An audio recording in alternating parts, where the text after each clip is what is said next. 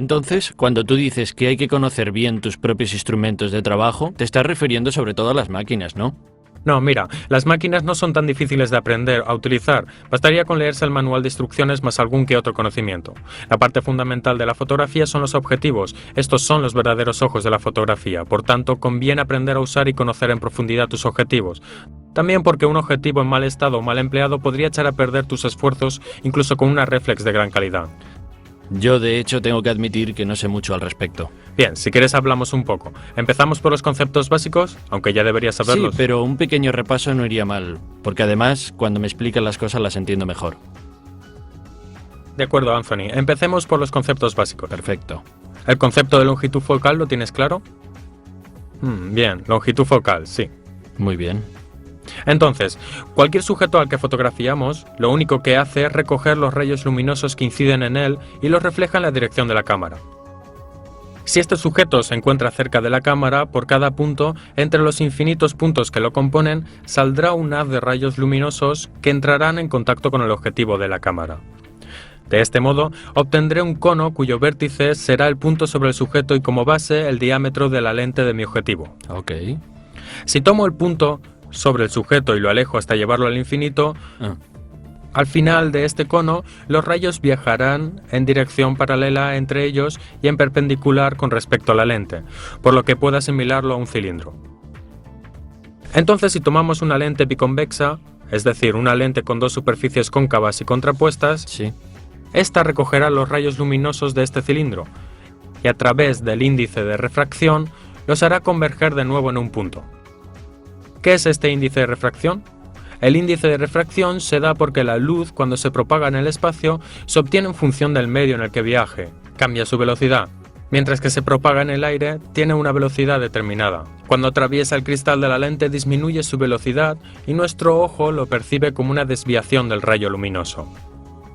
Sucede algo similar a lo que ocurre cuando se sumerge un bastón en el agua, lo ves como si estuviera partido. Esto pasa porque al entrar el bastón en el agua, los rayos luminosos del bastón entran en contacto con nuestro ojo a una velocidad más lenta en el tramo en el que está en el agua y por eso lo vemos partido.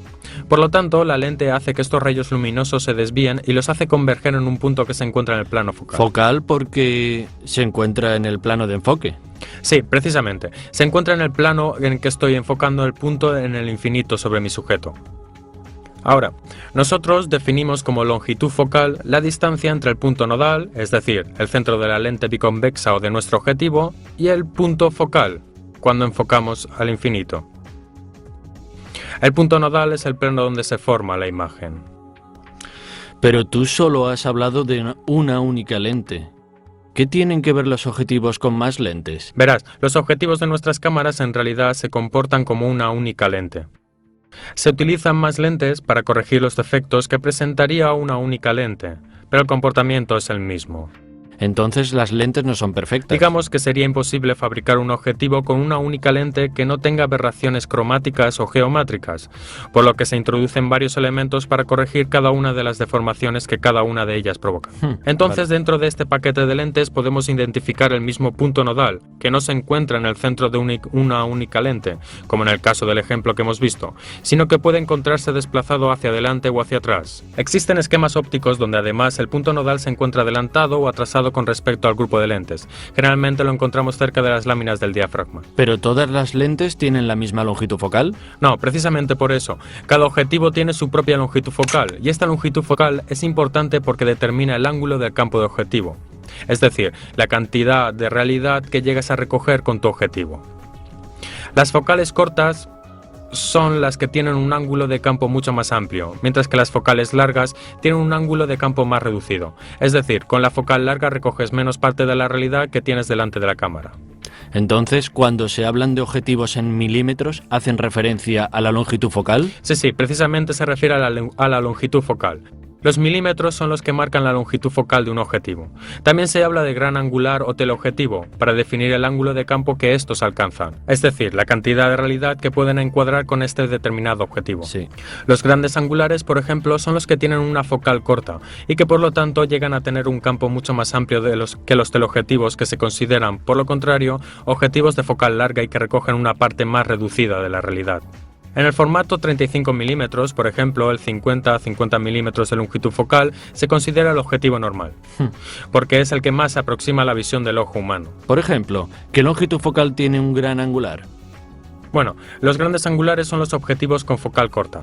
Podríamos, qué sé yo, un 20 mm, un objetivo con la focal muy corta que tiene un ángulo de campo amplio y por lo tanto recogerá gran parte de la realidad que se encuentra delante de la cámara. A medida que la longitud focal va creciendo, se reduce el campo encuadrado. Qué sé yo, un 28 mm tendrá un campo más reducido que el de 20 y el de 35 será todavía más reducido. Hasta 35 mm se habla de objetivos grandes angulares, mientras que cuando se superan los 70 mm se habla de teleobjetivos, y aquí vale la misma regla. A medida que se alarga la longitud focal, se va reduciendo el campo encuadrado. En medio de los 35 mm y los 70 mm, es decir, entre grandes angulares y teleobjetivos, están los objetivos considerados normales, qué sé yo. En el formato 35 mm se considera normal el de 50, pero esto no cuenta para los demás formatos. Si el 50 mm se utiliza en un medio formato, dejará de ser un objetivo normal y se considerará un focal corta, por lo que se convierte en un gran angular. Es decir, que si yo pongo mi 50 mm en una Hasselblad, por ejemplo, ¿consigo un gran angular? ¿Hasselblad? ¿Tienes una Hasselblad, Anthony? No, todavía no, pero estaba pensando... Bueno, primero aprende a pensar cómo aprender a fotografiar y luego en los equipos, ¿vale? En cualquier caso, el discurso teóricamente es válido, el problema es otro, hay que tener presente el factor del círculo de cobertura. Cada objetivo está pensado para cubrir un determinado formato. El 50 mm de una reflex de 35 mm de formato cubre el rectángulo de 24 x 36, que aproximadamente son las dimensiones de nuestro fotograma. Si ponemos este objetivo sobre una Hasselblad, que en el cambio tiene un formato de película de 6 cm x 6, no llegará a cubrir todo el negativo, sino que me generará una imagen circular en el centro del fotograma.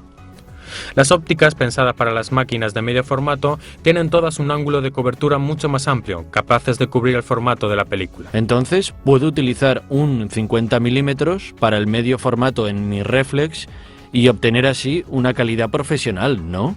Bueno, yo no lo diría exactamente así, porque en cualquier caso las ópticas tienen una calidad distinta en el centro y en los bordes, y cada objetivo, para evitar precisamente una gran diferencia de calidad entre la parte central de la imagen y la periférica, se hace de manera que éstas queden equilibradas.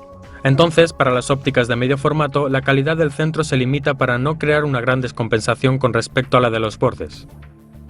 Y por consiguiente, si lo utilizases en un 35 mm, solo aprovecharías la parte central del círculo de cobertura, pero en cualquier caso con una calidad inferior con respecto a la que obtendrías con una óptica hecha para el 35 mm, que no requiere esta reducción de calidad para compensar la baja calidad que tendrías en los bordes de medio formato. Entonces, si he entendido bien, tendría que utilizar un objetivo hecho para un determinado formato. Sí, queremos obtener los mejores resultados, esa es la manera, y como estamos hablando de formatos, profundizaremos un poco más en el tema. Como te decía, existe un gran abanico de formatos para las películas y también para el digital. En la película se empieza por el 35 mm, que es el formato utilizado por la mayoría de las reflex. Tiene una medida de 24 x 36 mm. Luego se pasa a las películas de medio formato, donde hay formatos que van desde el 4,5 x 6 cm al 6 x 6, 6 x 9, hasta los formatos panorámicos de 6 x 12 y 6 x 19, todo empezando por un carrete de 6 cm de tamaño. Las cámaras de gran formato, sin embargo, los banco-ópticos y todas las máquinas con cuerpos móviles utilizan películas con mayores dimensiones, 10-12 centímetros o 20 x 25. Pero en lo que se refiere a la calidad, hay una diferencia. Exactamente. A medida que el formato aumenta, crecen las dimensiones del negativo. En la película, la calidad mejora porque, inevitablemente, cuando aumentamos el negativo para hacer una impresión, si partimos de un negativo de grandes dimensiones, tendremos que hacer menos aumentos, y esto disimulará los defectos, tanto en los movimientos como en los detalles, en la nitidez que podríamos obtener en el aumento. Por lo tanto, aumentando el formato, aumenta también la calidad de nuestras imágenes. Vale.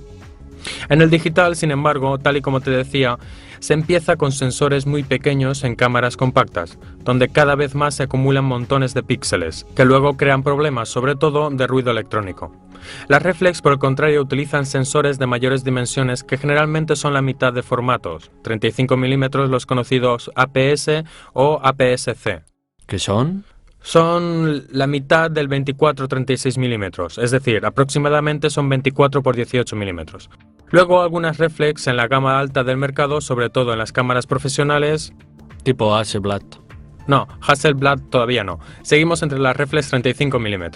Algunas tienen lo que se llama el fotograma full frame, es decir, con las dimensiones iguales a las de la película 35 mm. Luego se pasa también a cámaras de medio formato, tipo las Hasselblad, en las que es posible montar respaldos digitales que permiten fotografiar seguramente con una precisión y con detalles claramente superiores.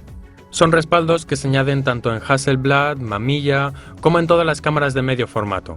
Generalmente la dimensión del sensor es de 48 x 36 mm y con una resolución desde los 16 hasta los 32 millones de píxeles. Y luego también existe... Dime. Los píxeles. Cuanto más elevado el número de píxeles, más nítido. Sí, porque los píxeles son los puntos que forman nuestra imagen. Cuantos más tengamos, mejor podremos describir los detalles y lo que encontremos en la imagen. Ok. Para los bancos ópticos existen además respaldos de barrido con una superficie mucho más amplia, cuyos costes, sin embargo, tienden a dispararse. Medio formato, telémetro, reflex y otros muchos formatos. ¿Cuál elijo? Bueno, al principio elegir no es tan fácil, pero el criterio es siempre este: tratar de utilizar un aparato que sea adecuado a tus necesidades. Saber el tipo de fotografía que se desea hacer y adaptar los aparatos en consecuencia. Y luego, para empezar, aunque la máquina sea sencilla, lo importante es conocerla a fondo y conocer todas sus funciones y posibilidades, para luego tener más soltura e incluso al utilizarla para poder concentrarte en las imágenes que vayas a realizar. Y en lo que respecta a los objetivos, ¿existen los mismos problemas en las cámaras de vídeo? Sí, en las cámaras de vídeo también es importante la elección de los objetivos. Ten en cuenta que la mayoría de las cámaras de vídeo para aficionados y semiprofesionales ya llevan un zoom incorporado, una óptica zoom que no es intercambiable. Suelen tener un gran aumento dadas las pequeñas dimensiones del sensor, y además del zoom óptico, también tienen el zoom digital, lo que quizás sea desaconsejado usar, ya que degrada la calidad de las imágenes. En cualquier caso, más adelante hablaremos de esto. Volvamos ahora a la fotografía. Los sensores que normalmente verás o las películas tendrán formatos 35 mm, es decir, 24 x 36 mm la dimensión del fotograma, o bien en las reflex digitales tendrás el sensor que generalmente tienen como dimensión la mitad del fotograma, es decir, 24 x 18 mm. Sí, fotograma se llama el marco único donde capturamos una imagen. Ok. En primer lugar hay que fijar un punto fijo, la óptica normal en cada dimensión del fotograma. Si trabajamos con el formato 35 mm, 24 x 36, hay que tomar la dimensión de la diagonal, ya que el objetivo normal es el que tiene una longitud focal próxima a la dimensión de la diagonal del formato que estamos utilizando. Entonces, si estamos en el formato 35 mm, la diagonal del rectángulo de 24 x 36 es de aproximadamente 43 mm. Por tanto, se considera normal el objetivo que tiene una longitud focal de 50 mm. Esto es complicadísimo. Ya sí, hay un poco de matemáticas, pero es básico para entender el funcionamiento y por qué se elige un objetivo y no otro. Vale. Cuando hacemos fotografías con la reflex digital, de hecho el sensor APS-C tiene una dimensión reducida y el objetivo normal ya no es el de 50 mm, sino el de 30 mm, ya que hay un factor de multiplicación para llegar a la dimensión de la diagonal del formato en película. Entonces, todo esto es realmente importante saber para una persona justo al inicio. Sí, es importante conocerlo, ya sea para elegir el objetivo más adecuado para las situaciones con las que te encontrarás o para saber por qué obtienes ciertas imágenes, por qué tienen algunas perspectivas en lugar de otras, por qué, como hemos dicho antes, la longitud focal está muy relacionada con el campo que puedes encuadrar cada vez que haces una foto. Entonces, una vez entendidos los problemas asociados a algún objetivo normal en los distintos formatos, hemos establecido un punto fijo y todas las focales más cortas se denominan grandes angulares y las más largas teleobjetivos. Muy bien. Entonces, gran angular, campo más amplio, visual más grande y teleobjetivo, detalle. Perfecto, aunque debemos decir que precisamente teleobjetivo es un término que se ha generalizado un poco. En realidad surgió para un determinado esquema óptico de finales del siglo XIX. Esquema óptico. Sí, esquema óptico. Los esquemas ópticos son prácticamente cómo se proyectan las lentes, es decir, cómo se forma un objetivo. Hay varias familias de esquemas ópticos. Los más populares, digamos los más numerosos, son los esquemas simétricos, es decir, formatos de dos grupos de lentes que están contrapuestos entre sí, en los que uno elimina los efectos generados por el otro grupo. ya que se dirigen de forma opuesta. La mayoría de las ópticas normales sigue este esquema de proyección, pero también muchos grandes angulares, aunque los grandes angulares proyectados con este esquema no puedan montarse en los reflex de 35 mm. ¿Por qué? La reflex 35 mm necesita un espacio para el basculamiento del espejo y por tanto no se puede introducir un grupo óptico dentro de la cámara, porque chocaría. Por lo tanto, se utiliza un esquema llamado retrofoco, es decir, el punto nodal del esquema óptico no se encuentra dentro del grupo de lentes, sino fuera, y por consiguiente la lente está adelantada con respecto al cuerpo de la máquina y el punto nodal está dentro, en el espacio donde bascula el espejo de la reflex cuando vuelve al teleobjetivo.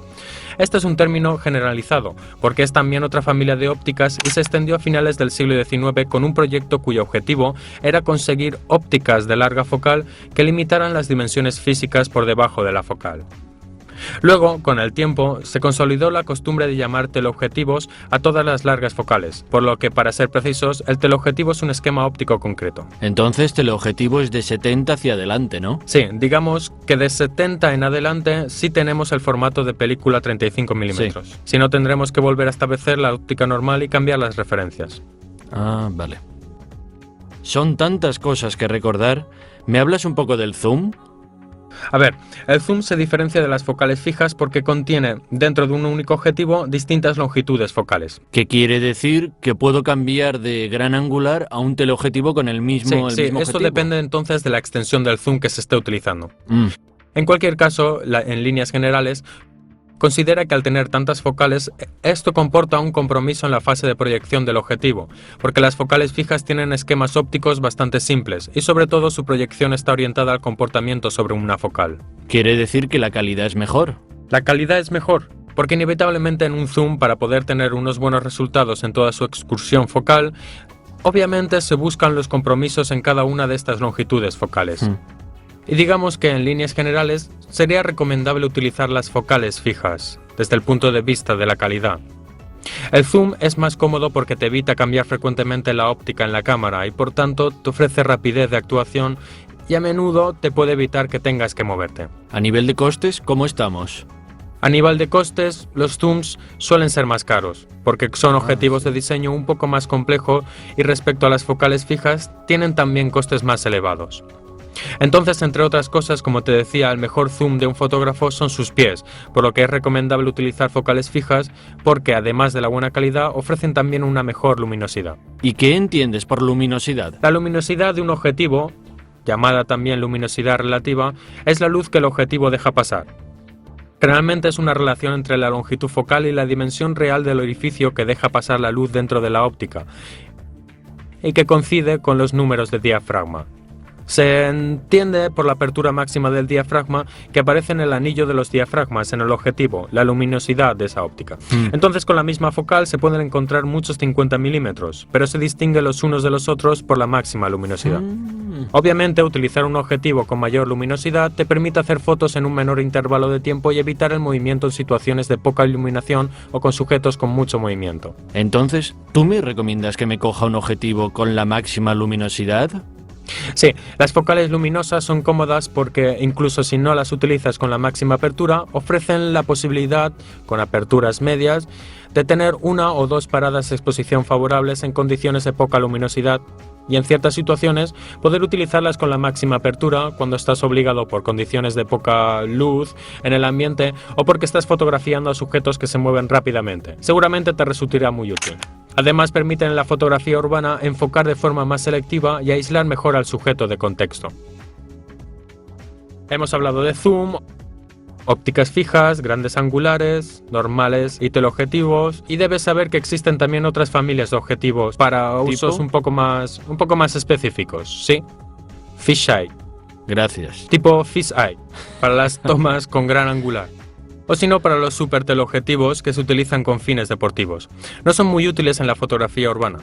El fisheye es una óptica que se llama así no tanto por su forma, sino por cómo representa la perspectiva. Es una óptica que ha sido creada con fines científicos, para tomar con un único disparo toda la bóveda celeste. Por lo tanto, inicialmente tenía un uso exclusivamente astronómico, Luego lo utilizaron también los fotógrafos con fines creativos, pero sus resultados en las perspectivas precisamente se caracterizaban por estas líneas que se curvan de forma pronunciada en los bordes del fotograma y reproducen la imagen redondeada en todo el rectángulo. Es más por el efecto. Sí, más por el efecto. Digamos que la street photography generalmente se tenderían a deformar demasiado a los sujetos y se recomiendan no utilizarla. Y los superteleobjetivos son ópticas que se usan en el ámbito deportivo. Los fotógrafos del campo pueden fotografiar desde grandes distancias a sujetos en rápido movimiento o durante un espectáculo, pero siempre para fotografiar a largas distancias. Perdón, Alejandro, pero si quisiese fotografiar de cerca, ¿cuánto puedo acercarme al sujeto? Bueno, eso depende del objetivo que estés utilizando y de la distancia mínima de enfoque del objetivo que tengas. Generalmente hay una regla que dice que la mínima distancia de enfoque equivale a 10 veces la longitud focal del propio objetivo. Si utilizas un 50 mm, se considera que la mínima distancia de enfoque son 50 centímetros. Si quieres ser más preciso, deberías empezar a usar ópticas macro, pero aquí también entraríamos en una familia muy específica. De hecho, quería preguntarte, ¿qué es macro? Son objetivos hechos específicamente para reproducir a los sujetos con una relación de reproducción muy elevada, por lo que permiten enfocar a distancias muy cortas. Cierto es que no es el tipo de objetivo a usar en la street photography. Bueno, ahora tengo una pregunta. ¿Te acuerdas de la mujer de la plaza que estaba discutiendo con el marido a quien he consolado? Sí. Ok, entonces pongamos que yo hubiese querido tomar una fotografía de ella, pero dos fotos distintas. Primera foto, me acerco y hago la foto con un 35 milímetros, ¿ok? Sí. Medio busto, así. Segunda foto, de lejos, con un teleobjetivo, ¿ok? De lo mismo, medio busto. ¿Ves la diferencia entre ambas fotos?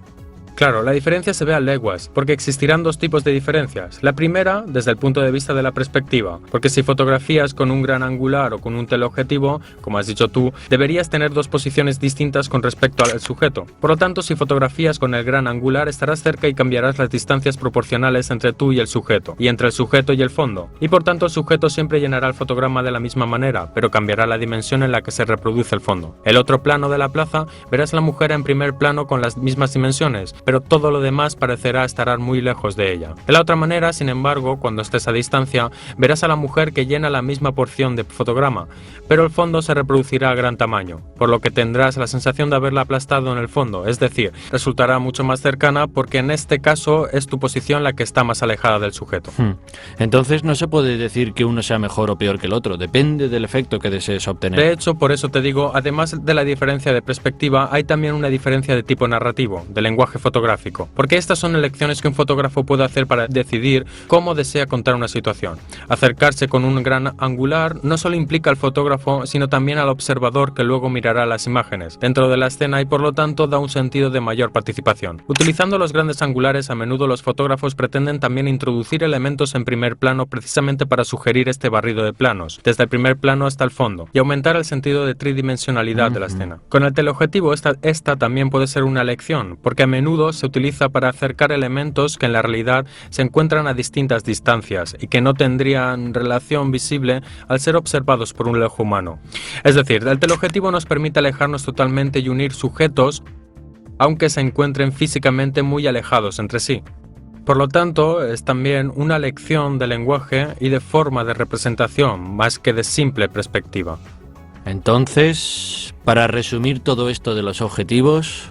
Sí, todas las cosas de las que hemos hablado hoy, los tipos de objetivos, relaciones entre las focales cortas, largas y los formatos en los que se utilizan, la diferencia entre focales fijas y el zoom, y también las diferencias de perspectiva que el uso de un objetivo u otro pueden generar en nuestros encuadres, deben servirte para acercarnos a la street photography y para prepararte a entender qué tipo de imagen deseas producir y por tanto acercarte a tu sujeto o alejarte en función de lo que desees reproducir de forma rápida y veloz. Última pregunta. Entonces, yo que soy una persona un poco especial, ¿cómo hago una fotografía con un objetivo normal? Anda, vamos, Anthony. Pero Alejandro, espera.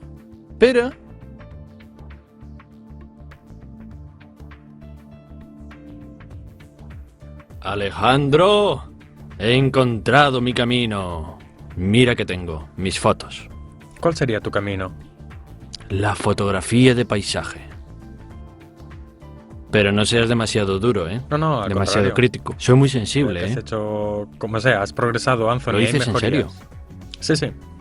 Pero mira, el paisaje es un tipo de fotografía que necesita una gran precisión técnica. En fin, hay algunas cosas ¿Cuáles? quizá que se pueden mejorar. Como aquí. Mira, hay luces un poco quemadas, sombra un poco cerradas. En fin, quizá todavía se pueda perfeccionar algo en la exposición. ¿No lo crees? Sí, ya entendí. Voy a tirarlas. Pero, ¿no me detienes? No, anda, bebe.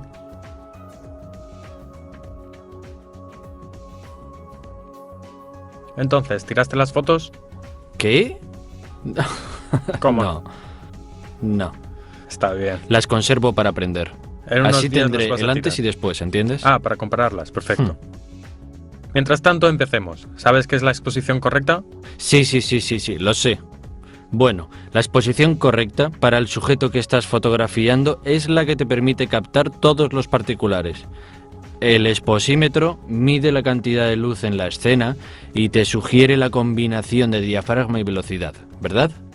Sí, es una perfecta exposición de manual. Veo que leíste perfectamente. Pero mira, si quieres mejorar un poco, necesitas tratar de avanzar y de interpretar la exposición no tanto en términos de exposición correcta, sino en un sentido un poco más creativo. ¿Qué significa creativo? ¿No se trata de un dato numérico? No, mira, muchos manuales sugieren la manera de obtener una exposición correcta.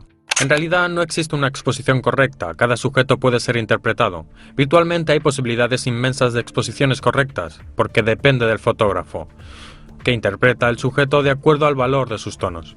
Yo pensaba que había una exposición correcta y que todas las demás estaban mal. No, mira, depende de la situación. Imagina que te encuentras en un bosque donde una luz fuerte filtra a través del follaje de los árboles y va a dibujar sobre el terreno diseños de luz fuerte. Ni la película ni el sensor digital tienen la capacidad de captar estos cambios fuertes de tonalidad entre las zonas muy iluminadas sobre el terreno y las zonas en las sombras más oscuras debajo de los árboles. Por consiguiente, se necesita llegar a una interpretación. Se expone correctamente para las zonas en luz, dejando caer en el negro todas las partes en sombra, o se expone correctamente las partes en sombra, quemando todas las zonas que están en la luz. Yo creía que en estos casos era suficiente hacer una media.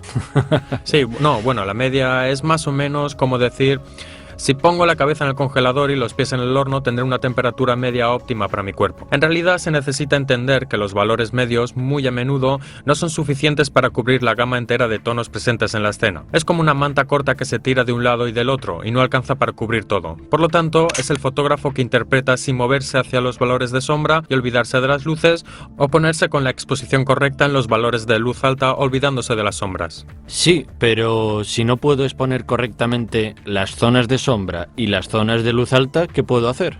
Bueno, es exactamente aquí donde interviene la creatividad del fotógrafo. Aprender a evaluar tus imágenes y tus enfoques en términos expositivos.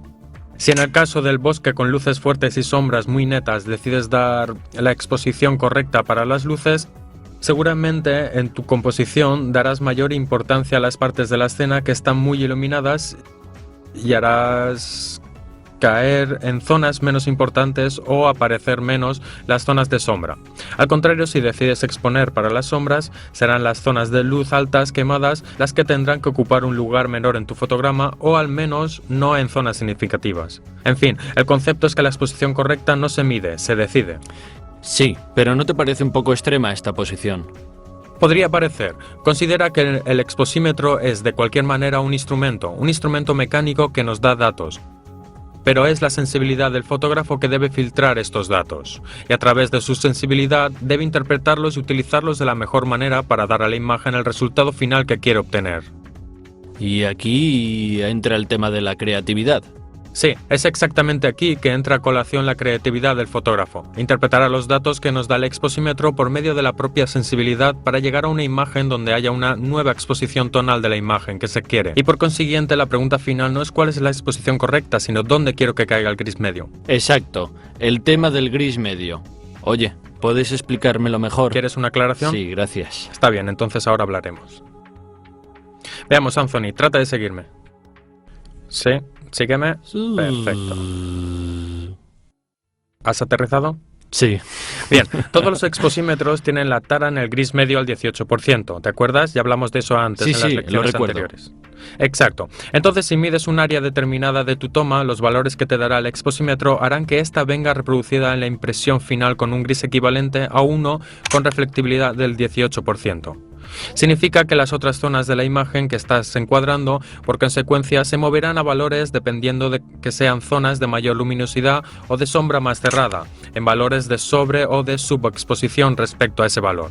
Por consiguiente, serán reproducidas con tonos más claros o más oscuros. En el caso del bosque, por ejemplo, si decides hacer una imagen donde midas los valores en la zona de sombra, seguramente las áreas de luz se alejarán mucho del valor en sobreexposición. Y si asignas el gris medio al 18% a las áreas de sombra, las partes en luz saldrán muy blancas. Por eso necesitas evaluar siempre qué diferencia hay entre la zona que estás midiendo y los extremos de los valores que tienes en la toma. Esto es, si mides un área de luminosidad media, tienes que tratar de entender qué diferencia en stop hay entre esa y las zonas más claras y las zonas más oscuras. Y decidir, por consecuencia, cómo exponerlo para hacer caer los tonos de tus imágenes como mejor te parezca y, sobre todo, según tu interpretación del sujeto. Sí, pero por cómo me describes la medición de la luz, me parece un trabajo larguísimo. Sí, de hecho es una de las operaciones fundamentales para llegar a una interpretación correcta de la imagen. Aunque correcta, como te dije antes, no es el término que se debe usar. Debemos hablar de interpretación subjetiva, o sea, lo que tú quieres en tu imagen. Piensa que los profesionales dedican algunos minutos a esta operación para establecer los valores correctos de exposición que utilizarán. Lo mejor sería usar exposímetros separados de la cámara, mejor aún si son exposímetros spot. Disculpa, ¿qué significa spot? Mira, los exposímetros spot son exposímetros como este, que tienen un ángulo estrecho de medición de la luz. Prácticamente, gracias a un visor y a una óptica de focal medio larga, permiten medir nuestros valores de exposición en áreas muy restringidas de la toma, incluso de pocos grados. Mira, ¿puedes ver mirando a través del visor? Enmarca una zona determinada de la toma y obtendrás sus valores. Entonces, ¿lo puedes hacer también a distancia? Sí, de hecho la ventaja de este tipo de exposímetros es que se pueden medir áreas muy pequeñas de nuestra toma sin acercarnos mucho, o sea, a distancia.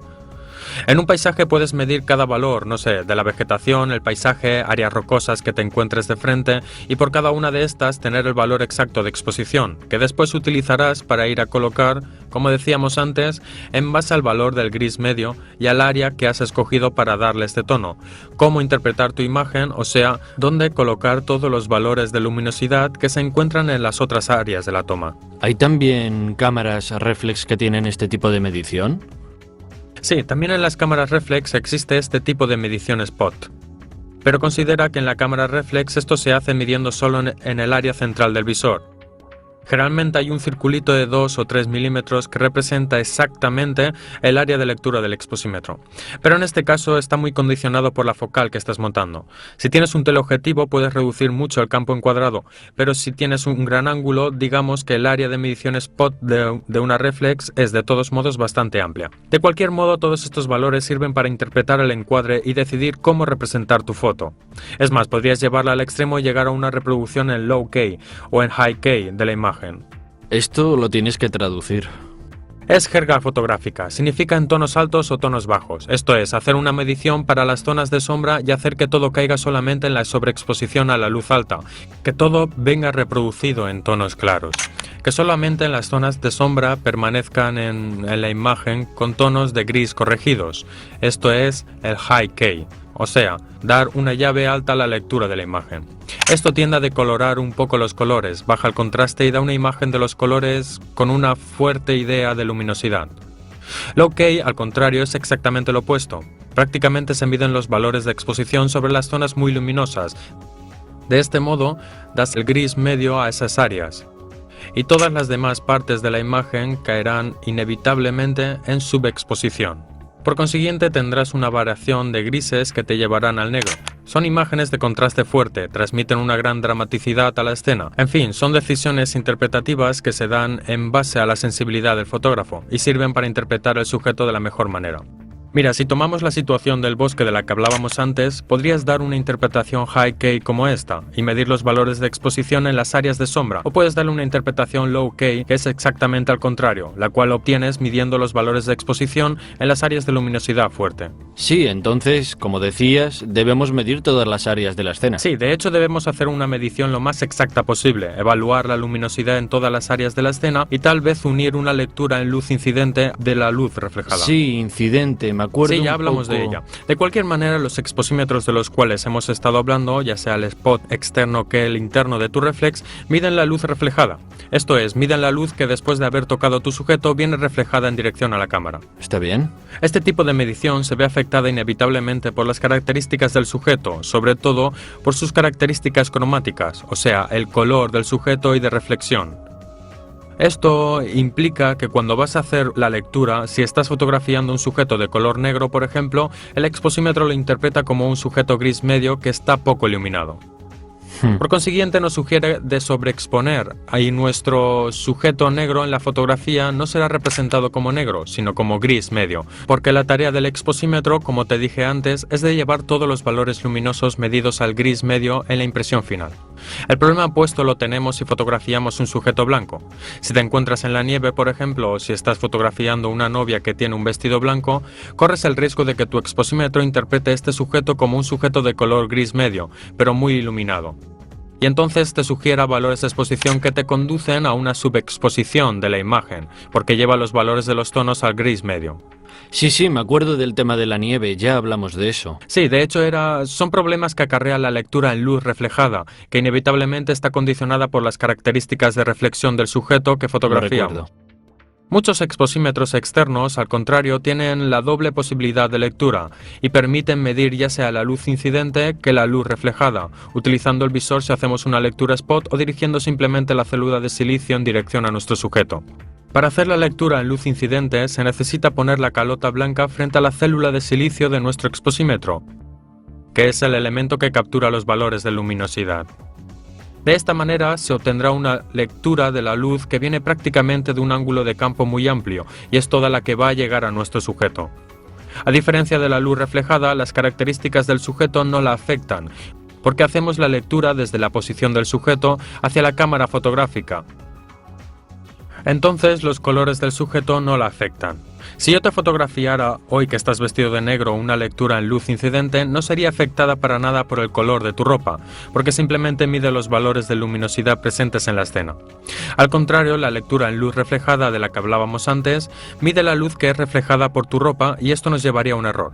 Se puede obtener un resultado similar al de la luz incidente utilizando también un exposímetro que hace una lectura de luz reflejada, pero utilizando el método de la lectura sustituta. ¿Te acuerdas? Ya hablamos de utilizar el cartoncillo gris medio al 18% Sí, me como acuerdo. reflexión. Exacto. Eso sirve para convertir una lectura en luz reflejada casi como si fuera en luz incidente. Porque al asignar el valor del gris medio 18% al cartoncillo, hacemos que todo lo que está atrás venga reproducido en los tonos exactos y en los tonos correctos que debe tener ese sujeto. Con mi reflex, ¿puedo hacer una medición de la luz incidente? Mira, tu reflex tiene un exposímetro que funciona en luz refleja. Puedes usar el método que decíamos, o sea, utilizar un cartoncillo gris. Pones entre tu sujeto y la cámara este cartoncillo gris y mides los valores de exposición correctos para el cartoncillo gris, y todo lo que está detrás del cartoncillo gris será reproducido en los tonos correctos. Resumiendo, pon el cartoncillo gris, toma los valores de exposición, lo quitas y tomas la fotografía de tu sujeto que será reproducido correctamente, o de cualquier manera tendrás los valores para la zona del gris medio si no quieres interpretar el sujeto llevándolo a sobre o subexposición. Entonces, resumiendo, ¿puedo usar un exposímetro externo para medir la luz incidente o uso mi reflex junto al cartoncillo para obtener el mismo resultado, verdad? Sí, exacto. Te obtienes el mismo resultado. Prácticamente simulas una lectura de la luz incidente utilizando el cartoncillo gris. Bien. Entonces, el exposímetro no tiene nada que ver con el color, ¿verdad? No, el exposímetro tiene que ver con la reproducción correcta de los valores tonales de una imagen. El color es otra cuestión. Ah, entonces, ¿por qué siempre en mis fotos salen mal los colores? Por ejemplo, las de casa a menudo están muy amarillas. ¿Ves? Por eso se necesita introducir el concepto de temperatura de color. Para ser más precisos, la luz visible a nuestro ojo está constituida de varias longitudes de onda. Se va desde las longitudes breves, que nos da coloraciones cercanas al azul, a las más largas, que nos dan una coloración cercana al rojo. Y cualquier fuente luminosa emite un espectro de longitudes de onda variable, que no es homogéneo y por lo tanto cada fuente luminosa tiene una coloración propia, según sea la dominante entre las longitudes de onda presente en esa fuente de iluminación. La luz doméstica, por ejemplo, está constituida en su mayoría por longitudes de onda muy amplias y por consiguiente da una coloración roja. ¿Estás diciendo que cada fuente de luz tiene un color dominante? Sí, sería más correcto hablar de temperatura de color. ¿Estás diciendo que el color tiene una temperatura? No entiendo. Sí, piensa en un pedazo de metal negro. Si empiezas a calentarlo, ¿qué sucede? ¿Se vuelve rojo? Y si lo calientas más... ¿Amarillo? Blanco, hasta llegar a los tonos de azul. Mira, los científicos han tratado de asociar la temperatura a la que se calienta un cuerpo con el color de la luz que este cuerpo emite a esa temperatura determinada. Para hacer este experimento se utilizó la escala de Kelvin, diferente a la Celsius, que normalmente se usa en España. Prácticamente esta escala parte del cero absoluto, o sea, 273 grados bajo cero. Entonces, si tomamos un cuerpo e iniciamos a calentarlo progresivamente, este tomará primero las coloraciones del rojo, a las temperaturas más bajas, y después, conforme aumenta la temperatura, pasará por el amarillo, el verde, hasta llegar al azul, a las temperaturas más altas. Las fuentes luminosas entonces vienen clasificadas en base a la dominante cromática que emiten basándose en la temperatura de color que tienen. Por ejemplo, la luz doméstica tiene una temperatura de color de 2900 grados Kelvin, mientras que a la luz diurna se le da el valor de referencia de 5600 grados Kelvin. Existen fuentes de iluminación que emiten a temperaturas más bajas, como una vela o la luz de la tarde, cerca de la puesta del sol, que es entre 1800 y 2000 grados Kelvin. Y fuentes con temperaturas más altas, por ejemplo, un cielo nublado o cubierto que emiten en el azul y tiene una temperatura de color de 8000-9000 grados Kelvin. Bien, esto lo entendí todo, pero ¿qué tiene que ver con la fotografía? Mira, en la fotografía esto es importante. Todos los soportes fotográficos, ya sea película o digital, deben ser tratados para una determinada temperatura de color, porque nuestro ojo tiene la capacidad de adaptarse a las variaciones de los colores cromáticos. Pero en fotografía esto no es posible, y por lo tanto existen películas tratadas para la luz daylight, o sea, para la luz diurna, que funcionan correctamente, esto es, reproducen los tonos de blanco correctamente a una temperatura de 5600 grados Kelvin. Al contrario, existen soportes para luz de tungsteno, por ejemplo, que es la luz doméstica, y logran reproducir el blanco correctamente a una temperatura de color de aproximadamente 3000 grados Kelvin. Lo mismo vale para el digital, donde nosotros ajustamos en el anillo de ajuste del balance del blanco la temperatura de color de la fuente luminosa que estamos utilizando. Mi reflex tiene el balance del blanco automático. ¿No puedo dejarlo siempre prendido y ya? Sí, el balance del blanco automático funciona bien en la mayor parte de los casos, sobre todo en las reflex más modernas. Pero considera que si tomas la foto en RAW, esto lo puedes hacer porque en postproducción tienes la posibilidad de pequeñas correcciones para adaptarte a la temperatura cromática correcta. Si al contrario tomas en JPG, quizás sea aconsejable ajustar la temperatura de color correcta para la fuente luminosa que estás utilizando. ¿Y en la videocámara funciona igual? Sí, también en la videocámara es importante hacer el balance del blanco. Puedes hacerlo en automático, también con la videocámara, o utilizar el balance del blanco manual, con una operación que se hace también con la cámara fotográfica. Se trata de apuntar cuando se pasa de una fuente luminosa a otra. Por ejemplo, pasando de una toma en el interior a una en el exterior. Entonces tienes que volver a hacer la calibración de balance del blanco y se trata de apuntar la videocámara hasta encuadrar un sujeto blanco y después decirle a la cámara que eso es blanco. Así vendrá tarada la temperatura del color y todos los demás colores presentes en la escena serán reproducidos correctamente.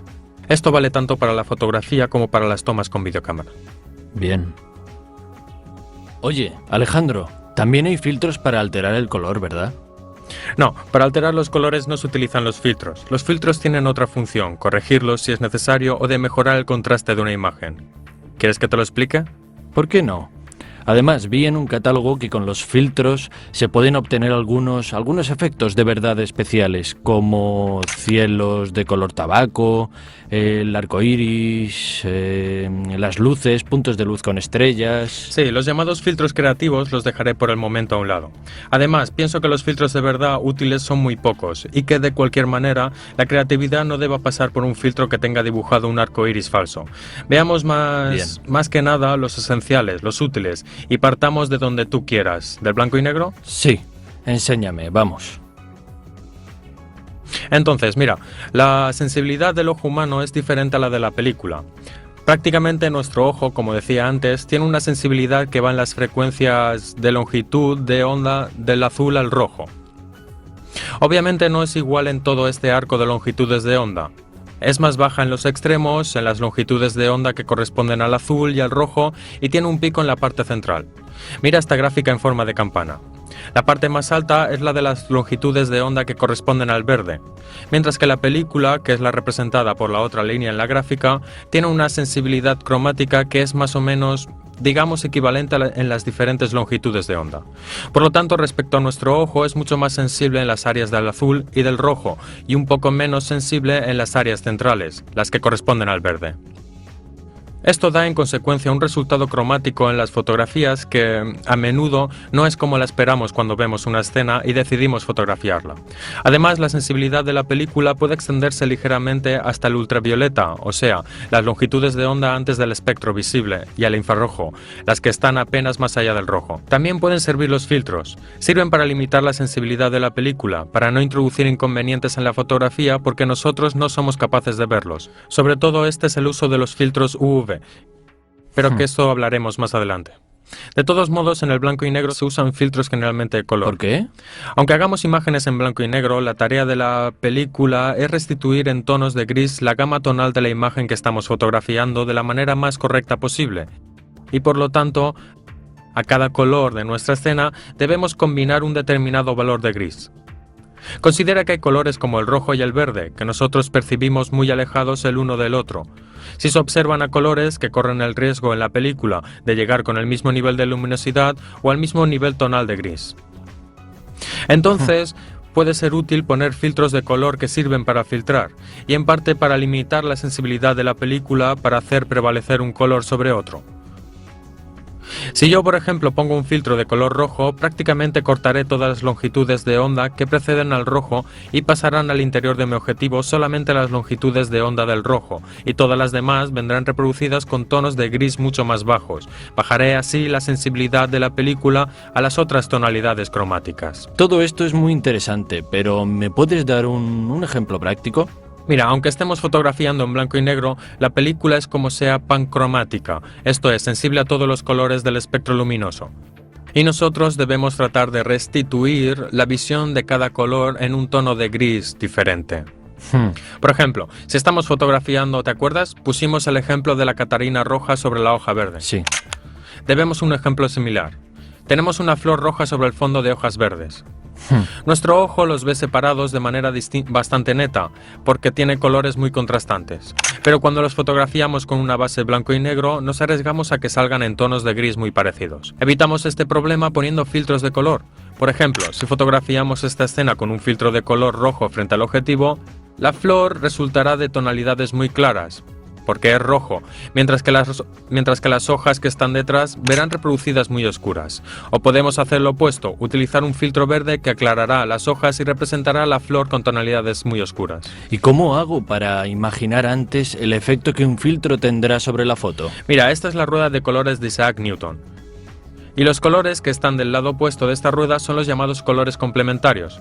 O sea, el amarillo es el complementario del azul, el verde es el complementario del magenta y el rojo es el complementario del cian. Poniendo un filtro de color en nuestra cámara fotográfica, vamos a aclarar ese color y a darle tonalidades más oscuras al color complementario. Fantástico. Sí, pero cuidado, esto tan fantástico tiene límites. Sabía que había algo mal. No, está bien, no hay nada mal. Es el factor filtro que hay que considerarlo. ¿Qué significa? El factor filtro... Mira, cada filtro actúa, como te decía, cortando las longitudes de onda del espectro luminoso, y esto por consiguiente reduce la luz que entra al interno de nuestra cámara. Por lo tanto, debemos también aportar variaciones a la exposición cada vez que montamos un filtro, porque la luz que entra a través del objetivo se reducirá. ¿Por qué es necesario conocer el factor filtro? ¿No compensa automáticamente el exposímetro la diferencia de luz? De hecho, el exposímetro TTL de tu cámara puede compensar las caídas de luz. El problema es que las células exposimétricas son sensibles en igual medida a todas las longitudes de onda.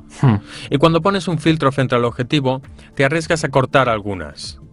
Por consiguiente, el exposímetro puede darte valores de lectura equivocados. Conviene entonces efectuar la lectura antes de poner el filtro frente a la cámara y luego dar las correcciones a la exposición basándose en el factor filtro. El factor filtro es un número que generalmente viene marcado en la montura del filtro o en la envoltura y expresa en stop los valores exposimétricos que el filtro cortará de la lectura de tu exposímetro. Entonces, si el factor filtro, por ejemplo, fuera 3, se trata de medir la luz y luego sobreexponer de 3 stop para reequilibrar la caída de luz debida al filtro colocado. ¿Tiene sentido también en la fotografía digital, donde yo puedo modificar la imagen como quiero en la postproducción? Sí, mira, antes que nada se puede fotografiar a color aunque no sea en digital. Todavía hay quien hace fotografías en película, por lo tanto, el uso de filtros es importante. Además, existen determinados filtros que dan correcciones que serían imposibles simular en digital, o de cualquier manera se podría solo probar a obtener efectos similares, pero sin llegar a los mismos resultados. Entonces, ¿cuál es el primer filtro que me aconsejas que compre? Bueno, seguramente el polarizador. Mira, este es uno de los filtros más útiles porque tiene un efecto que no es imitable, digamos en postproducción por medio de software. Ah, no. Su función es eliminar los reflejos de la superficie reflejante.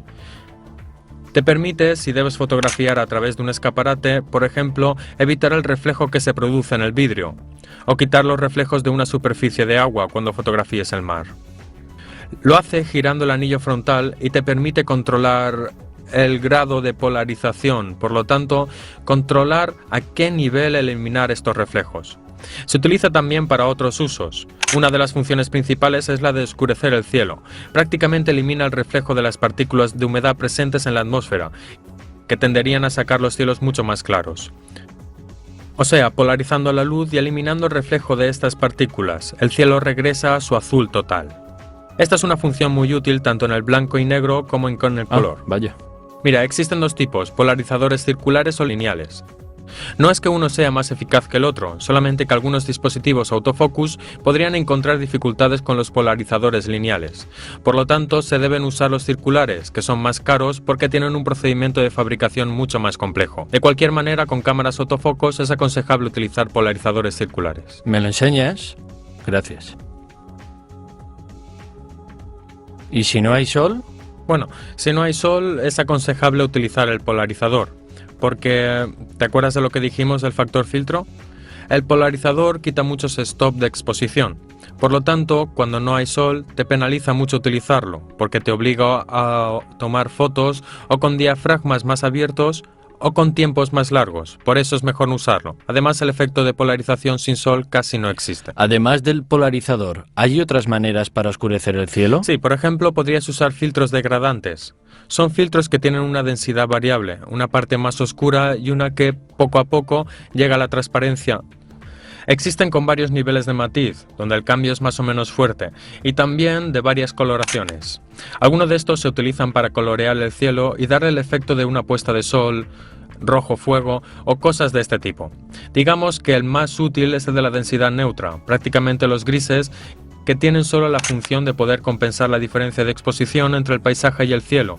Cuando el cielo es muy claro, metiendo el factor filtro en la parte oscura, se logra subexponerlo y por lo tanto hacerlo aparecer más oscuro en la imagen final. Perdón, ¿por qué uno es redondo y uno cuadrado? Mira, son sistemas de filtro diferentes. Estos se atornillan directamente en el objetivo. Tiene una rosca que se atornilla en el lugar de la tapa.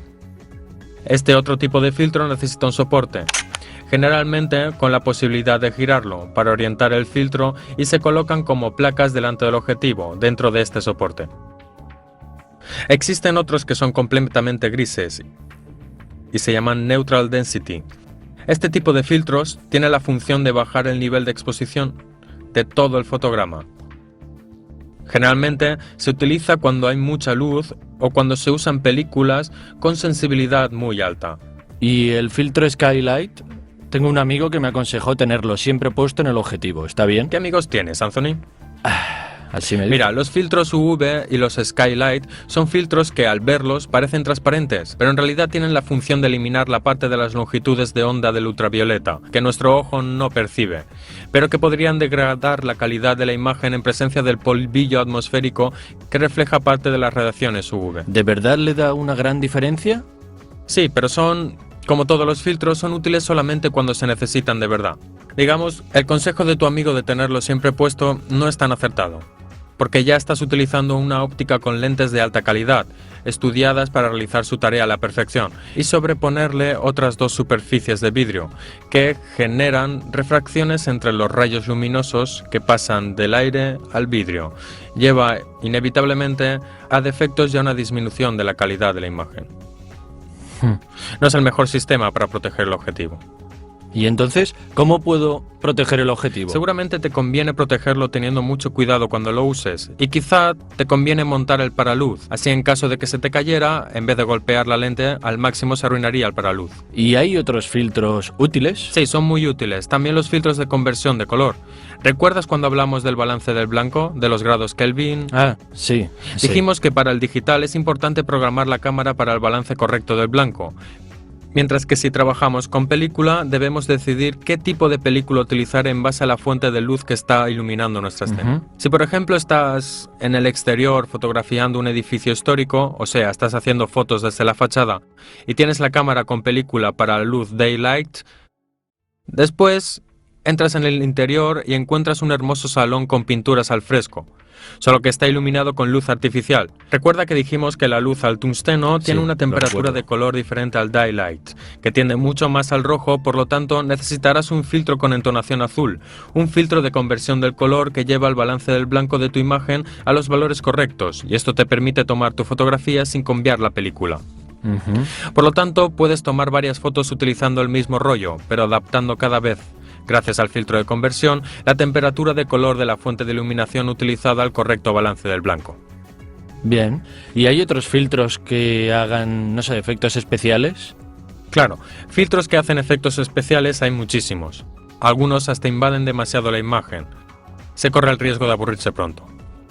Los más utilizados son quizá un filtro difusor, que se utiliza a menudo en el retrato para suavizar los rasgos de una persona o para aligerar las imperfecciones del rostro. Otros filtros muy utilizados son los cross-screen, que prácticamente en cada punto de luz presente en tu imagen producen efectos a estrella. Ah, bien. Pero como te decía, tienden a aburrir bastante rápido. ¿No hay otros?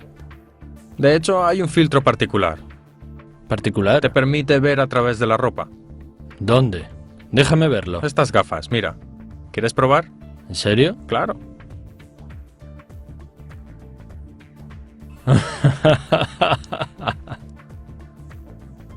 Hasta ahora hemos hablado de un montón de aspectos técnicos, que seguramente experimentaré porque son muy interesantes. Pero ahora necesito un consejo sobre qué objetivos utilizar, sobre todo para la fotografía del paisaje. Dime. ¿Es verdad que el mejor objetivo para usar en la fotografía del paisaje es el gran angular? ¿Quién te ha dicho eso? ¿A que fue el mismo amigo del filtro frente al objetivo, verdad? Fue él. No, mira, el gran angular es un objetivo que se utiliza mucho en la fotografía de paisaje, pero no siempre es el más indicado. Depende del uso que se hace de él. Si estás fotografiando, por ejemplo, una cadena montañosa, te arriesgas a tomar una foto donde tengas un primer plano muy exaltado. Las montañas estarán muy lejos, las verás muy pequeñas. Además, te arriesgas a incluir en el encuadre detalles indeseados. El uso idóneo del gran angular es otro. ¿Cuál? Prácticamente el gran angular tiene la función de exaltar la perspectiva, lograr exaltar el primer plano y diferenciar los varios planos de la imagen. Es importante entonces poner un elemento en primer plano cuando se usa el gran angular, sobre todo en la fotografía del paisaje. Si nos interesa exaltar las cosas que están en primer plano, es útil usarlo, si no, cada sujeto tiene la focal más idónea. ¿Cuál, por ejemplo?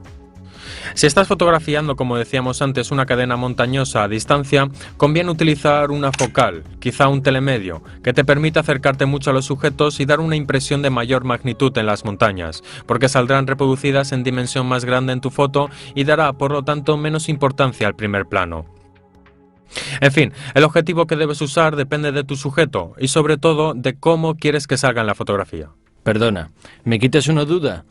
Hablando de teleobjetivos, la mayor parte son largos, porque yo he visto uno corto, rechoncho. También en medio, en vez de ser transparente, parece una rosquilla.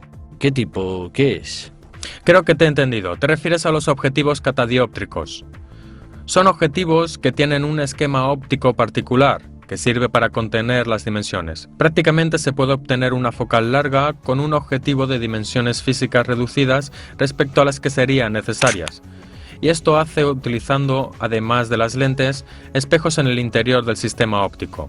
Por consiguiente, los rayos luminosos recorren un trayecto de ida y vuelta en el interior del esquema óptico y esta especie de rosquilla que se produce en la lente frontal se debe al espejo secundario que sirve para reflejar los rayos nuevamente en dirección de la película. Son muy ligeros y de dimensiones contenidas con respecto a un verdadero teleobjetivo, pero en cambio nos dan, digamos, una calidad más baja respecto a un teleobjetivo de verdad, porque el sistema óptico no es tan preciso y porque nos obligan a llegar a un acuerdo. En cuanto que tienen una luminosidad constante, no es posible variar la apertura del diafragma por su conformación particular. Esto puede crear problemas en condiciones de poca luminosidad o de fuerte luminosidad, o también cuando se quiere controlar la profundidad de campo de la imagen que estamos tomando. Y otra cosa no menos importante es que en lo desenfocado nos dan un resultado totalmente diferente a los otros objetivos, porque en vez de producir círculos de desenfoque por su conformación con este espejo en la lente frontal, producen muchos circulitos pequeños en las luces desenfocadas, efecto que algunos consideran agradable, pero que, vamos, no es lo mejor como imagen. Bien. Digamos que no te aconsejo comprarlo, es mejor si compras un verdadero teleobjetivo. Aunque cueste más, seguramente vale la pena, porque no necesita, por ejemplo, para el paisaje, comprar teleobjetivos superluminosos, porque no estás haciendo fotografía deportiva y por lo tanto no tienes la necesidad de bloquear sujetos en movimiento rapidísimo, como podría ser un atleta que está saltando con pértiga. Y si después necesitas tiempos más rápidos, puedes subir la sensibilidad de la cámara digital o utilizar películas de sensibilidad más alta. Bien, gracias por el consejo. Ahora voy a comprarme un buen teleobjetivo para... Vamos, espera antes de comprar, trata de tener más conocimientos de fotografía. De cualquier manera, hoy hemos hablado de los tipos de exposímetro, las modalidades de medición de la luz. Vimos la importancia del balance del blanco y de la temperatura de color. Hemos hablado de filtros, su uso con el blanco y negro y con el color. Luego hemos hablado en detalle del polarizador, los filtros Neutral Density y esfumados. Después hemos hablado un poco de cómo elegir la focal correcta en la fotografía del paisaje. Correcto. Bien, ¿ahora qué debo hacer? Como siempre, ve a tomar fotografías y experimenta las cosas que hemos hablado. Bien. Una última cosa. ¿Me prestas tus gafas hasta mañana? Está bien, por esta vez te lo concedo. Gracias.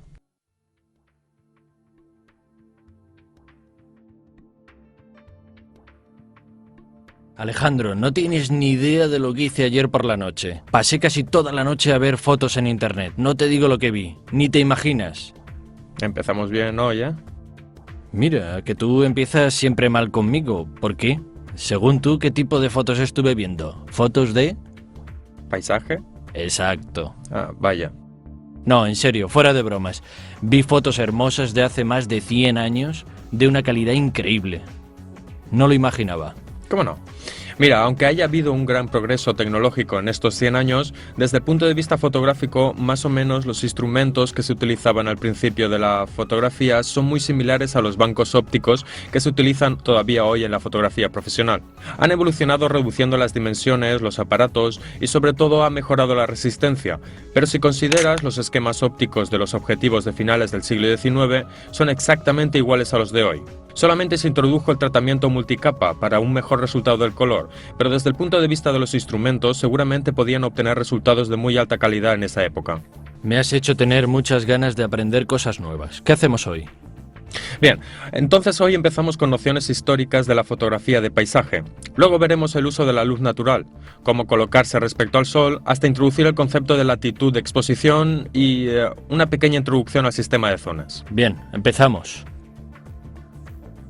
Anthony, empecemos desde las primeras imágenes fotográficas. Al principio, digamos, los fotógrafos se limitaban a tomar vistas de ciudades o de lugares no muy lejanos a sus estudios, porque las técnicas que usaban, como la del collodion húmedo, obligaba a los fotógrafos a llevar consigo todo lo que necesitaban para la preparación de los materiales. Por lo tanto, debían llevar toda la cámara oscura encima. Incluso algunos fotógrafos que documentaron la guerra de secesión se movían con carretas para llevar la cámara oscura. Los más valientes llegaban hasta el campo de batalla cargando con todos estos aparatos.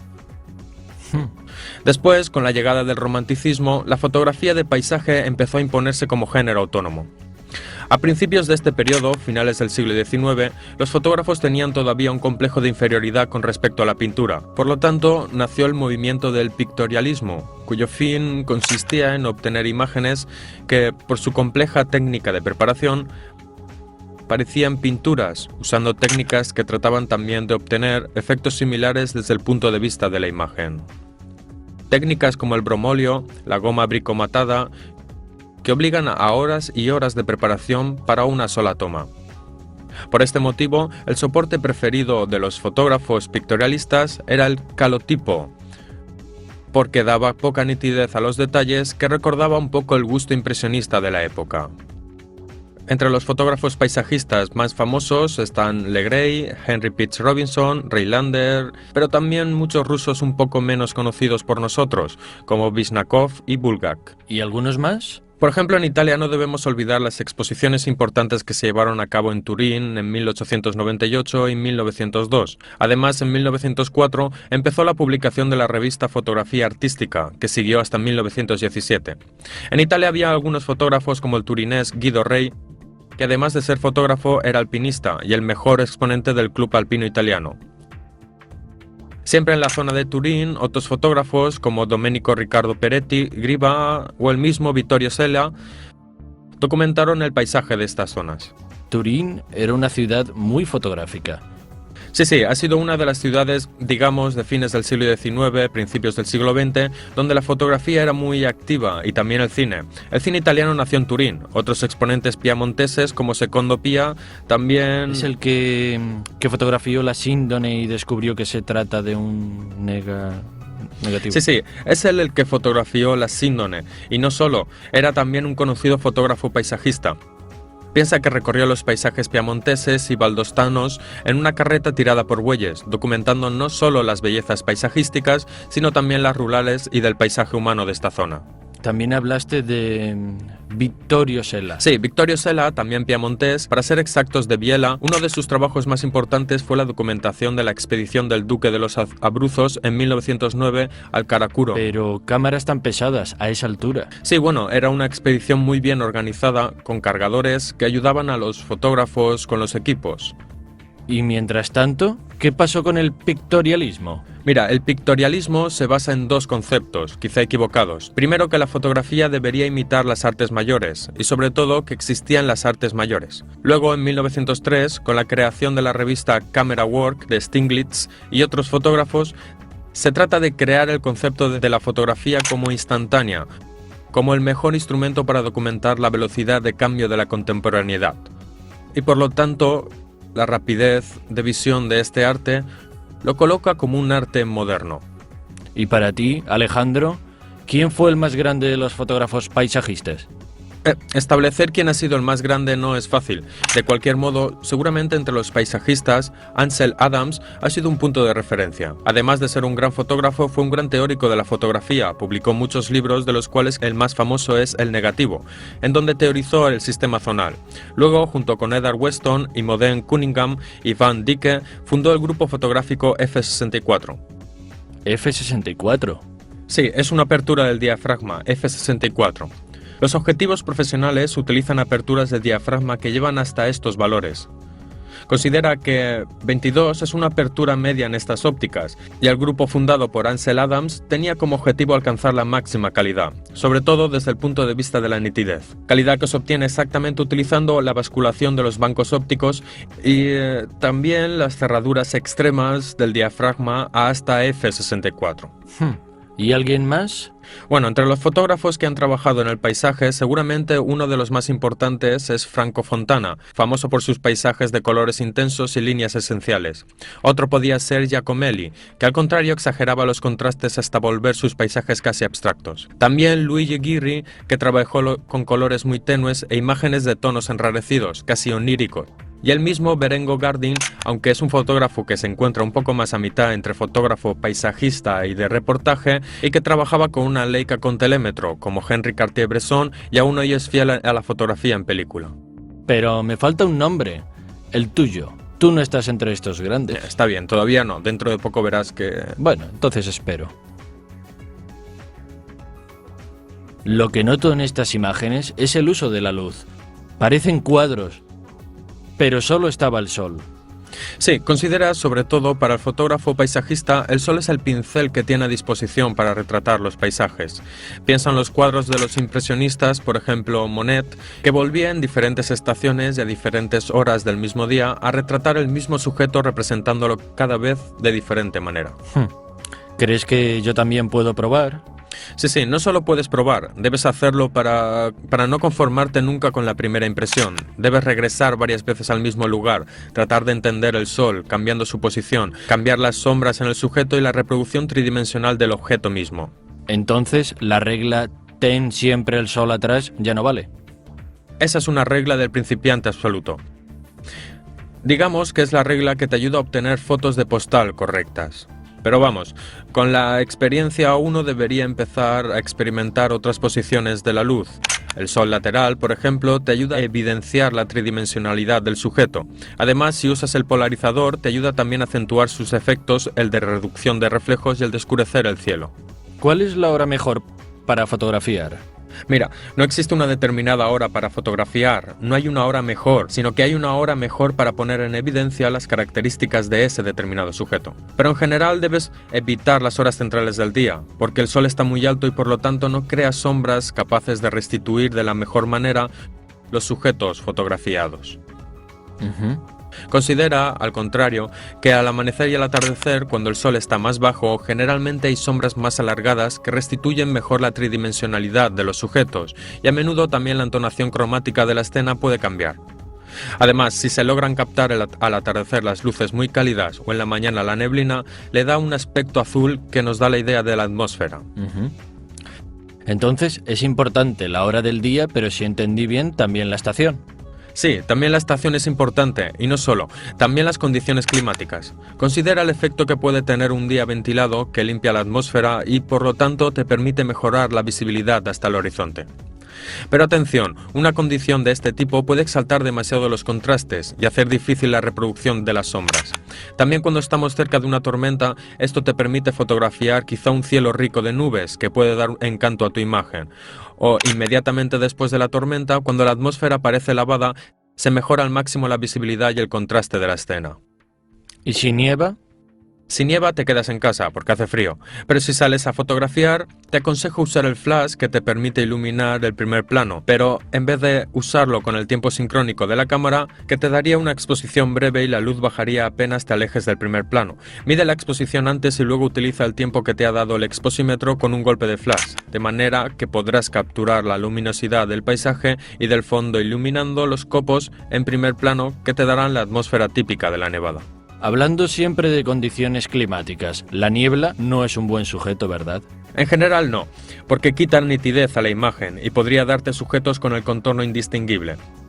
Pero considera que la niebla tiende a eliminar la nitidez según se va alejando del objetivo de la cámara. Por eso, si logras poner sujetos en primer plano, estos saldrán bien nítidos y marcados, y el efecto de gradual decaimiento de la calidad de la imagen podría ser hasta agradable y puede ser utilizado de manera creativa. Bien. Oye, el año pasado hice unas vacaciones hermosas en la montaña, de verdad bonitas, en un chalet muy bonito, hermoso por dentro. Quería hacer una foto donde se viera fuera de la ventana el paisaje y dentro a las personas que quería fotografiar. Solo que no me salía. O dentro era todo perfecto y fuera era clarísimo, quemado, como dices tú. Quemado. O al contrario, todo fuera era perfecto y dentro era todo oscuro. Completamente. ¿Qué hago para balancear las cosas? Sí, mira, esto es debido al hecho de que no es que tu exposímetro se equivocara, pero haciendo una lectura media ponderada, daba la preferencia a uno de los dos aspectos, o al interior o al exterior. Por lo tanto, no te permitía reproducir correctamente ambos. ¿Y cómo se hace? En realidad hay dos métodos para poder obtener una completa legibilidad, ya sea en las zonas de sombra en primer plano que en el fondo iluminado. Puedes utilizar un golpecito de flash para aclarar el primer plano de manera que lo lleves al valor que te da el exposímetro del segundo plano, que está muy iluminado. También puedes utilizar la técnica del HDR en postproducción si trabajas en digital. ¿HDR? HDR es una técnica que se llama High Dynamic Range. Sí, ¿qué es? Sirve para ampliar la gama dinámica de tu sensor y por lo tanto le permite captar la latitud de exposición extendida en condiciones de este tipo. ¿Es algo que viene en la cámara o aparte? No, es un procedimiento de postproducción. Ya hablaremos de eso más adelante. Habrá una lección entera dedicada a este argumento. Se trata de hacer 2 tomas, una para el sujeto en primer plano más oscuro, expuesto correctamente, y una expuesta para el segundo plano. Luego las fundes en fase de postproducción. Pero como te he dicho, más adelante veremos de qué se trata. Bueno, has usado 2 términos que no conozco: latitud de exposición y gama dinámica. Sí, de hecho todavía no hemos hablado de eso. Latitud de exposición es la capacidad de un soporte, ya sea película o sensor digital, de capturar detalles en sobre o subexposición y devolverlos con el exacto valor tonal. Considera que cada soporte tiene la capacidad, además de la exposición indicada en el exposímetro, de ir en sobre o subexposición, manteniendo una correcta reproducción de las tonalidades de la imagen, pero hasta cierto límite. Pasando este límite se va irremediablemente o a las luces quemadas o a las sombras demasiado cerradas, en el negro completo. La diferencia entre estos 2 márgenes extremos la llamamos margen de error. Esto es, un fotógrafo al exponer puede permitirse de sobre o subexponer dentro de este margen. Según el soporte utilizado puede variar la latitud de exposición. Considera que para las películas negativas, ya sean a colores o blanco y negro, es bastante amplia y por lo tanto en general permite a los fotógrafos reproducir de manera bastante correcta hasta los contrastes fuertes. Mientras que la diapositiva es mucho más limitada y se necesita ser más exactos en la exposición. ¿Y los sensores? También sobre los sensores la latitud de exposición tiene límites. Generalmente son inferiores a los de las películas negativas, pero son siempre superiores a las diapositivas. En el digital existe la posibilidad de incrementar la gama dinámica con otros métodos. Perdón, ¿la gama dinámica? La gama dinámica es la capacidad de un soporte, película o sensor digital de grabar detalles en altas luces y en sombras contemporáneamente. Por consiguiente, es lo que limita a los soportes fotográficos porque no tienen la capacidad de devolver lo que percibimos con el ojo humano. Muchos aconsejan en el digital comportarse como se hacía en la película diapositiva, o sea, tener la tendencia a subexponer ligeramente la imagen para evitar que se llegue a las altas luces. El riesgo de hacer esto es que demasiados detalles caen en las zonas de sombra muy oscura. ¿Y qué puedo hacer? Lo ideal sería comportarse como se hacía con la película negativa, o sea, sobreexponer lo más posible la imagen pero sin ir a tocar las altas luces. Ten cuidado, quizá observando inmediatamente después de la toma la gráfica, el histograma de la imagen, teniendo cuidado que no haya en el lado derecho de la gráfica líneas verticales que significarían la pérdida de algunos detalles de nuestra imagen en las altas luces, por lo tanto no representarlas en la imagen correcta. O sea, si no quiero quemar las altas luces, el gráfico debe tener forma de campana sin líneas verticales a la derecha. ¿Pero qué significa sí? Claro que no las quiero quemadas. En ciertas situaciones podemos hacer entrar en el encuadre altas luces completamente quemadas. ¿Recuerdas cuando hablamos de la exposición en contraluz para dar un efecto más dramático a la imagen? Sí. A veces, si se pone el sol en el encuadre, podemos obviamente también representarlo como luz quemada. Si esto se representa como blanco en la imagen, no es un problema, al contrario, contribuye a la creatividad de nuestra imagen. Lo mismo que si fotografiando en la noche metemos un farol o una fuente de luz, también esta puede ser representada como completamente blanca. La diferencia es que debemos evitar llegar a las luces quemadas cuando fotografiamos objetos o sujetos que deben tener un detalle, como por ejemplo un muro blanco o el vestido de una novia. En este caso necesitamos hacer que la luz no sea quemada y que nos dé la sensación de la trama del material. Bien. De cualquier manera, en el digital, como dicen los autores americanos, se necesita exponer a la derecha expose to the right. Significa... Expose to the right. Perdona, es verdad que eres un perfeccionista. Pequeña lección de inglés, pero está bien. Quiere decir tratar de concentrar la mayor parte de los detalles de nuestra imagen en la parte derecha del gráfico del histograma. Pero así todas las fotos me saldrán claras. Sí, de hecho las imágenes que saldrán de tu cámara serán muy claras, pero en fase de producción, sobre todo utilizando el archivo RAW, iremos a oscurecerlas ligeramente para aumentar la gama dinámica. Es como si aplicamos el sistema zonal de Ansel Adams al digital. Tengo la fuerte impresión de que la postproducción es una cosa muy importante. Sistema zonal. De hecho, ya he escuchado hablar de esto, pero me parece una cosa un poco esotérica. No tiene nada esotérico. Es un método muy complejo, teorizado por Ansel Adams para la exposición de las películas en blanco y negro. Prácticamente el objetivo de este método es permitir al fotógrafo obtener en la impresión final la imagen que había ya visualizado en la fase de la toma. Bien. Obviamente no es posible reproducir el descarte de luminosidad presente en la realidad en un material fotográfico, porque si recuerdas, como hemos dicho antes, hay límites que impiden la reproducción de todas las variaciones de luminosidad, pero estas pueden ser traducidas en escala de tonos gris variable. Esta escala de tonos de gris tiene en los extremos el negro, en las zonas donde el plateado metálico, en fase de revelado, se oxida completamente y se transforma en plata negra. Al contrario, en las áreas donde pocas sales de plata resultan transformadas en plata metálica, se obtiene casi la transparencia. Bien. En medio de estos dos valores extremos tenemos una variación de tonos de gris, que van desde la transparencia al negro, y esto se define como la escala tonal continua. Ansel Adams no hizo más que subdividir la escala tonal continua en 11 zonas diferentes, donde cada una se distingue de la otra de un stop de exposición, y asignó a cada una de estas zonas un valor de gris exacto y determinado. Así tenemos zonas que van de 0 a 10. A la zona de 0 corresponden las zonas de negro, las más oscuras, mientras que a las de 10 les corresponden las zonas más claras, las de la luz completamente quemada. A mitad de esta escala está la zona 5, que es nuestro gris medio 18%, ¿te acuerdas? El valor de referencia Sí. para la exposición, que además es el valor que hace de eje en la inversión entre positivo y negativo. La teoría está bien, pero la escala, en la práctica, ¿cómo se aplica? En realidad, este sistema se estudió para utilizarlo con las películas planas de gran tamaño, donde cada toma podía ser expuesta y tratada en fase de revelado por separado. Actualmente con las películas de rollo hay dificultades de operación mayores, porque cuando tienes la película en la cámara estás obligado a tomar fotos exponiendo de igual manera todo el rollo y por lo tanto a revelarlo igual. De todos modos, considera que si un fotógrafo encuentra un sujeto que considera importante, normalmente no hace solo una toma, prueba diferentes soluciones, desde diferentes puntos de vista, y puedes hasta hacer varias tomas y luego darle a ese rollo un tratamiento específico para utilizar el sistema zonal. De cualquier manera, en la base de todo está la decisión de dónde colocar el gris medio.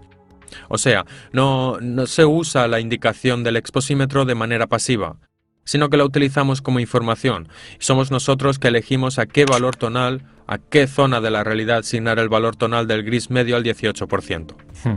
Después miraremos las otras zonas presentes en la imagen, los otros valores de luminosidad. ¿En qué zona irán a caer? O sea, qué valor de gris se le asignará en base a la escala tonal formulada por Ansel Adams en las 11 zonas.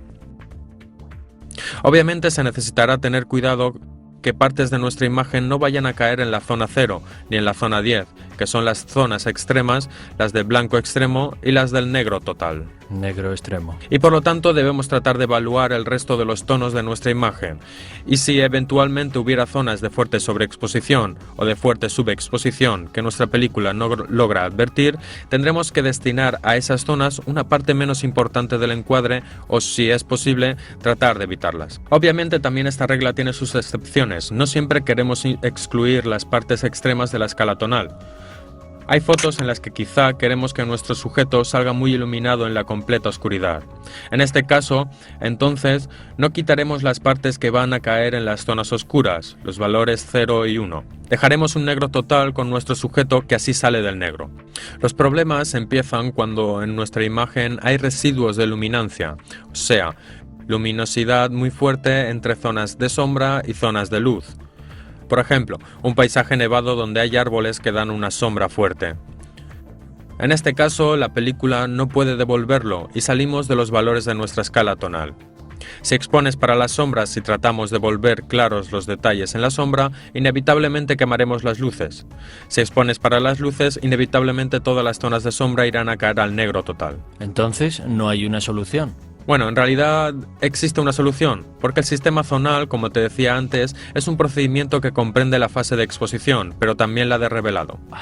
Por eso, en este tipo de casos, en la fase de exposición, vamos a sobreexponer nuestra imagen para después subrevelarla en la fase de revelado, para bajar el contraste y ampliar la gama dinámica de nuestra película. Se puede verificar también la situación opuesta, o sea, quizá tener un día nublado donde no hay gran descarte de luminosidad entre las zonas iluminadas y las de sombra, porque el sol está tapado por las nubes. En este caso, querremos aprovechar al máximo la latitud de exposición de nuestra película y Por lo tanto, reaccionamos de manera totalmente opuesta. En la fase de exposición, subexponemos para luego sobrerevelar en fase de revelado, de manera que aumente el contraste, aprovechando así las 11 zonas y tener una imagen que vaya del blanco al negro. De este modo, exageraremos más las sombras y exaltaremos más las partes de luz. Sí.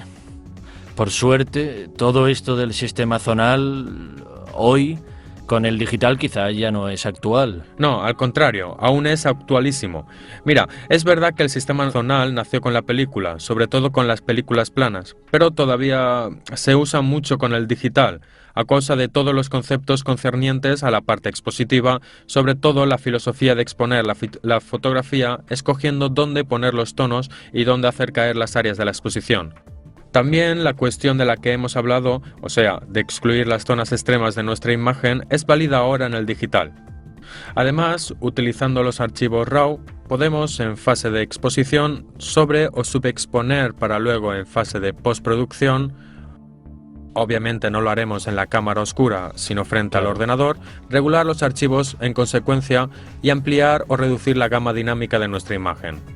Con Photoshop. Claro. Bueno, Anthony, en resumen, hoy hemos hablado de algunas nociones históricas, empezando por el pictorialismo hasta Ansel Adams. Hemos visto el trabajo de los paisajistas italianos de finales del siglo XIX, luego hemos afrontado el tema de la exposición utilizando la luz natural en diferentes horas del día, diferentes condiciones climáticas como lluvia, nieve y cielos tempestuosos. Hemos visto las dificultades exposimétricas, alguna noción sobre la latitud de exposición y hemos introducido el concepto de zona tonal. Yes. Ahora podrías probar a hacer algunos ejercicios buscando un paisaje y fotografiándolo bajo diferentes condiciones climáticas. Un día con el sol, en alto, para que tengas contrastes muy fuertes, sombras netas y luces quemadas. Trata de contenerlo utilizando las indicaciones que te he dado sobre la postproducción y sobre la exposición en el momento de la toma. Luego regresa cuando haya una situación completamente opuesta, un día muy nublado, así tendrás un contraste muy limitado y tendrás que tratar de ampliarlo actuando al contrario, esto es para aprovechar de la mejor manera la gama dinámica de tu sensor. De hecho, ya elegí el lugar. Después te cuento cómo me fue.